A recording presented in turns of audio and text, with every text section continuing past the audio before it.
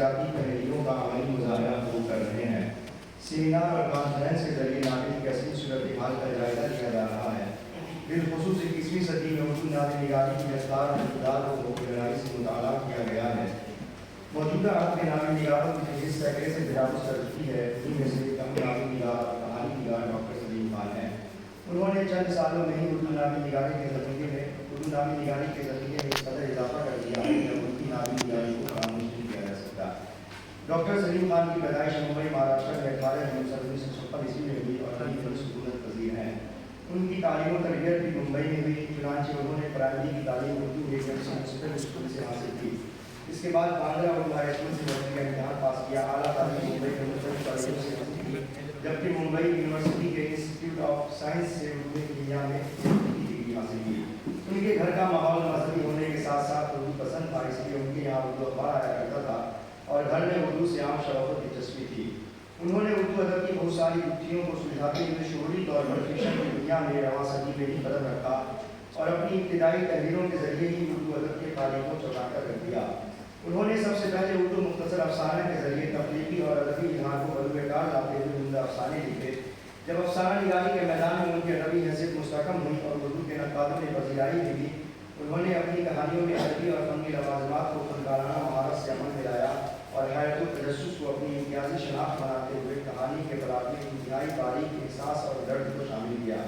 انہی بنیادوں اور تجربات کے سرمایوں کا کارنامہ ہے کہ انہوں نے 2010 میں ناول نگاری سے خود کو وابستہ کیا اور سکندر کا مقدر جدید موضوع پر مبنی اپنا پہلا ناول منظر عام پر لائے، جو اپنے دلچسپ واقعات اور زندگی کے حقائق سے نبرد آزما کرداروں کا ایک عمدہ مرتبہ ہے اور جس میں منظر کشی و مکالمہ نگاری کے ساتھ ساتھ اسلوب فن کا بھی بہتر مظاہرہ کیا گیا ہے۔ سلیم خان نے اپنے ناولوں کا ایک سیریز بنام ہر سنسار سیریز زمر طبع سے مزین کروایا ہے، جس میں انہوں نے نر و وفا، فقر و غنا، بیم و رجا اور صدق و صفا کے نام سے لکھے گئے ناول کو شامل کیا ہے اور چاروں ناولوں کے لیے الگ ترتیب الگ الگ حصے قائم کر کے ہر ایک کو ان کے حصے میں شائع کیا ہے، یعنی نر و وفا حصہ اول میں، فقر و غنا حصہ دوم میں، بیم و رجا حصہ سوم میں، اور صدق و صفا حصہ چاروں میں شائع کیا ہے۔ اس کے علاوہ 10 اور بھی ناول زمر طبع سے آراستہ ہو چکے ہیں، جو وصل ہیں: سکندر کا مقدر، زرپرست سرپرست، بھیڑیا بھیڑیا، قلندر ماسندر، وحمزاد، جلاد، رشتے ناطے، تابوت، آتش سلیب، راجدھانی ایکسپریس، جیتی کسان کا بھارت مہان۔ سلیم صاحب کے ناول سنسار سیریز کو ادبی حلقوں میں کافی مقبولیت ملی۔ ان کے ناول قلندر نما بندر اور سرپرست طنز و مزاح کے طور پر لکھے گئے ہیں، اس لیے انہیں بھی خوب پذیرائی ملی، جبکہ تابوت، سکندر کا مقدر، حمزاد، جیتو جلاد، رشتے ناطے اور آتش سلیب میں انہوں نے سماجی مسائل کو نہایت خوش اسلوبی اور حسن کاری سے پیش کیا ہے، اس لیے یہ بھی خوب سراہے گئے اور ان پر تبصرے بھی خوب لکھے اور چھاپے گئے۔ البتہ ان کے ناول بھیڑیا بھیڑیا میں پیشکش کا انداز و اسلوب دوسرے ناولوں کی بنسبت مختلف اور منفرد ہے۔ ان کے اس ناول کو 19ویں صدی کے ناولوں کے سامنے رکھ کر دیکھا جائے تو ایسا محسوس ہوتا ہے کہ یہ ناول مرزا ہادی مسوا کے ناول خواجہ ادا کو سامنے رکھ کر اسی کے لب و لہجے میں لکھا گیا ہے، اس لیے اس کا لب و لہجہ مسوا کے ناول سے ملتا جلتا ہے۔ یہاں پر ایک شعر یاد آ رہا ہے: اس کو سنائیں حال دل زار ہے ادا، آوارگی میں ہم نے زمانے کی سیلی۔ ڈاکٹر سلیم خان کی زندگی اور ان کی خدمات شعر مذکورہ پر مکمل طور پر تحریر کرتی ہے۔ وہ یوں کہ وہ سائنس کے آدمی ہیں، لیکن زمانے کی فکری، سیاسی اور سماجی سیر نے انہیں سائنس کے میدان سے علیحدہ کر کے اپنا حال دل زار لکھنے پر مجبور کیا، جس کے نتیجے میں وہ زمانے کی سیاست و سماج وغیرہ کے عکاس و معائنات میں گئے۔ ڈاکٹر سلیم خان صاحب کے ناولوں کا مطالعہ کرنے کے بعد خاصا اس نتیجہ پر پہنچا ہے کہ ڈاکٹر صاحب نے نہ صرف ناول لکھے بلکہ ناول کیسے لکھا جائے اور ناولوں کے اندر کن کن اجزاء کی ضرورت ہوتی ہے اس کے تمام خصوصیات کو مکمل طور سے برتنے کی کوشش کی ہے۔ فارم مواد، اصول، تکنیک اور اصول کی سطح پر جائزہ لیا جائے تو معلوم ہوتا ہے کہ مصنف کو فنی لوازمات پر ضرور حاصل ہے۔ ناول کے تقاضوں میں سے پہلا تقاضا عرفانی انفرادیت کا ہے اور یہ انفرادیت سلیم صاحب کے ناولوں میں جا بجا ملتی ہے۔ انہوں نے کسی ایک خاص روش پر اپنے قلم کو مرکوز نہیں رکھا بلکہ خالی کا ذہن کھاپتے ہوئے ان کے نفس کو پکڑنے کی شعوری کوشش کی، جس کی موجودہ زمانے میں قارئین کو سخت ضرورت ہے۔ ہمیں امید ہے کہ ان کا اپنا انفرادی اسلوب بھی انہیں ادبی دنیا میں زندہ رکھے گا۔ بہت شکریہ۔ اب ہماری اگلی مقالہ نگار ہیں عقیدہ۔ معقیدہ سے درخواست کرتا ہوں کہ اپنا مقالہ۔ السلام علیکم۔ میرے مقالے کا عنوان ہے راجا کی ایک اور خرد۔ हमारे शख्सियत की मतबाना उसे 28 नवंबर 1928 को मशरकी पंजाब में पैदा हुई। उन्होंने अफसाना, नॉवेल, ड्रामा और शख्सियत निगारी में तबाह आजमाई और कामयाब भी रही।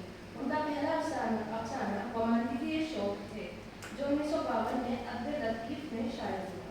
बानो कुदसिया ने तकरीबन 100 से ज़ायद अफसाने लिखे, लेकिन वो बाहिसियत नॉवेल निगार मशहूर हुई।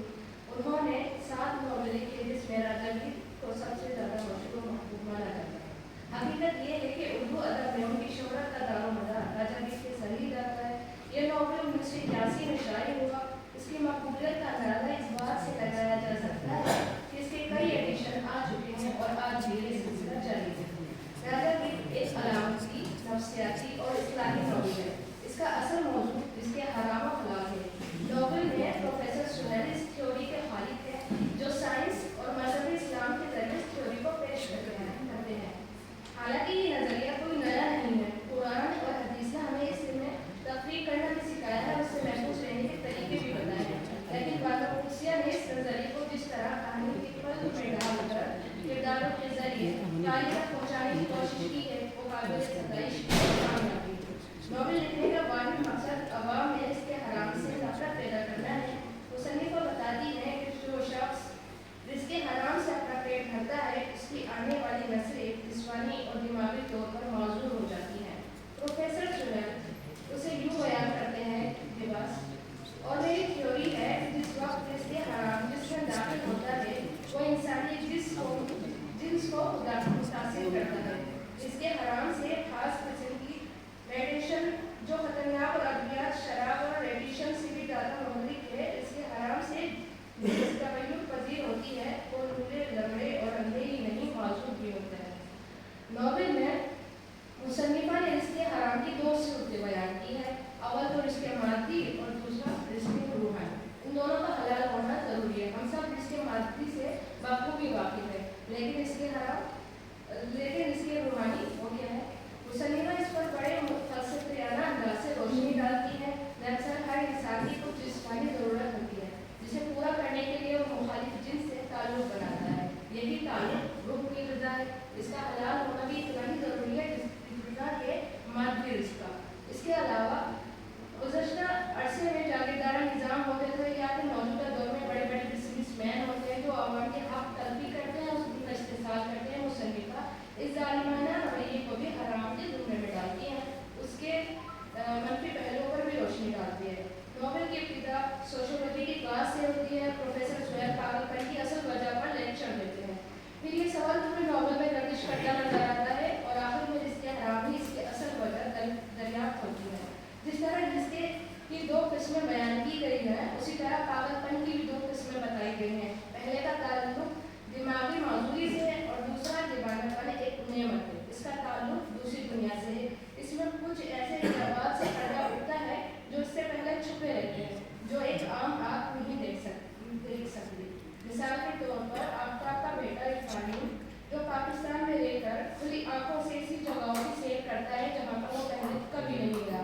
वो पाकिस्तान में रहकर सब्ज़ गुंबद के पास उड़ने वाले कबूतरों को देख लेता है, मुख्तलिफ ज़बानों में अज़ान की आवाज़ें सुन लेता है और फिर सजदे में गिर जाता है। बहरहाल ये मुसन्निफ़ा का नुक्ता नज़र अलग है। वो मज़हब इस्लाम को पूरी दुनिया में नाफिज होता देखना चाहती हैं। जैसे कि मैं पहले ही अर्ज़ कर चुकी हूँ कि राजा गीत एक अलामती नॉवेल है। मुसन्निफ़ा ने गीत को बतौर अलामत पेश किया है। गीत एक ऐसा परिंदा है जो तमाम उम्र मुर्दार खाता है। वो कभी शिकार नहीं करता, बल्कि दूसरे की किए गए शिकार को अपनी खुराक बनाता है। ये ऐसा हदीस जानवर है जिसकी भूख कभी ख़त्म नहीं होती। ये ग़िज़ा की तलाश में सरगर्दा रहता है। एक बार पेट भरने के बाद अगर उसे फिर मुर्दा गोश्त नजर आ जाए तो पहले के खाने की कई कर देता है और फिर खाने लगता है। खाने का मरकज़ी किरदार कयूम भी तेज़ी से इस्तेमाल करता है। वो हमेशा ऐसी औरतों को अपनी हवस का निशाना बनाता है जो अपनी ज़िंदगी से ऊब गई हो या पहले किसी और का शिकार हो गई हो। सीमे और आबिदा उसकी बेहतरीन मिसाल है, जिनसे कयूम जिस्मानी ताल्लुक बनाता है।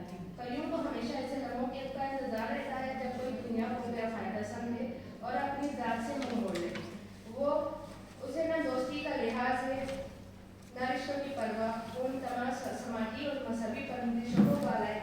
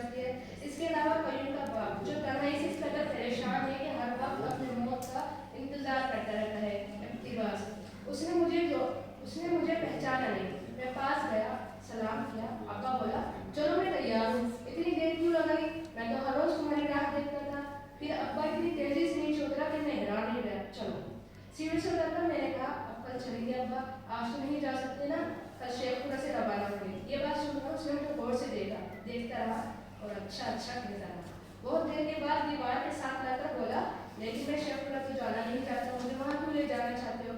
तुम मुख्तार की माँ के पास से नहीं है? नहीं अब्बा, लाहौर चलेंगे। मैंने जवाब दिया। वो चुप हो गया और जैसे कुछ सोचते हुए बोला, कौन हो तुम? जब मैंने उसे अपने बाप का तारुफ अपने आप से करा दिया, अच्छा मैं कुछ और ही समझा था, तुम वो नहीं हो जिसका मुझे इंतजार है। दरअसल उसे मौत का इंतजार था। वो अपने बेटे को मुख्तार को मौत का फरिश्ता समझा और उसे दौड़ता हुआ उसके करीब आया और जैसे ही उसे मालूम हुआ कि वो उसका बेटा है, वो फिर से मायूस हो गया। ये एक बयानिया नॉवेल है। कयूम इसका हीरो भी है और रावी भी। नॉवेल को बहुत से सादा अंदाज में बयान किया गया है। फ्लैशबैक और शौक की रोक इस तरह बढ़ता गया है कि इसका हुस्न दोबाला हो जाता है। मुसन्निफा ने नई नई तशबीहात और सितारों का इस्तेमाल भी किया है। नई कार जैसे खूबसूरत लड़की, ओलंपिक खेलों में आग की मशाल उठाने वाले खिलाड़ी की तरह फुआरा और मुकद्दस, छपा हुआ कागज, इश्तिहार जैसी मोटर लड़की, स्लेट की मानिंद पहले की तरह साफ, वगैरह वगैरह ऐसी तशबीहात हैं जिनका हमने पहले नहीं पढ़ा। मुख्तसर ये कि राजा की एक कामयाब नॉवेल है। उसकी तख्लीक में कई उलूम से मदद दी गई है, मजहब, फलसफा, तसव्वुफ। नॉवेल का मयार बुलंद करते हैं। मानो कुर्सियों ने हिंदू मजहब से मंसूब को जिस कामयाबी और खूबसूरती से जगह दी है, उनके मुस्ताद नज़र की गवाही देता है। हम कह सकते